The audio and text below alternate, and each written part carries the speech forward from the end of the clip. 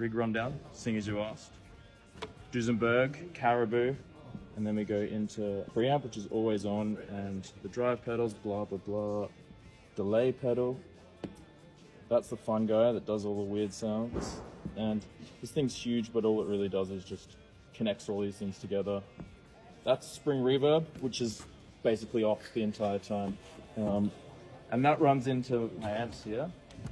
The little guy is really driven, whilst the jazz chorus is super clean, and you can, well, that's the front house guy's job. But he can mix them together depending on the nature of the song. Voila. Okay, so this is what I'm currently touring amp-wise. This is like the Super Bassman Fender. Yeah, it's by far my favorite sort of large amp, but I don't really like large amps. So I tend to tour like a 30 watt Ashdown CTM 30, yeah. And the Ashdown didn't come on this tour because of the size of the set and the fact that it was just gonna disappear somewhere.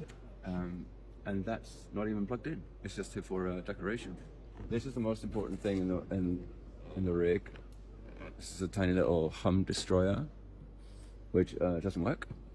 Current bass of choice. This is like a Japanese-made Jaguar, and the only reason I got it is because it has a matching headstock and a body. It wasn't much more complicated than that. It turns out it also sounds great.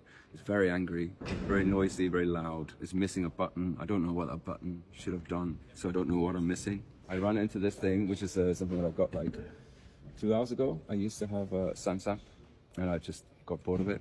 This doesn't come on, this doesn't come on, this doesn't come on. and this is to mute everything. Done. Alright, so my setup is pretty simple. Tuning pedal, this allows me to switch between my acoustic and my electric.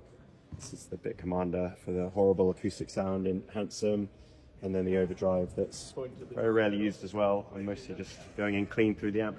This is my Vox AC50, which I bought to make the first record, really, and stopped using it for a few years and brought it back out for the store, and it's great because it just sounds like the first record, and I'm probably going to stick with it again now. And this Eastwood re-edition of the sort of classic airline guitar, and that's kind of everything.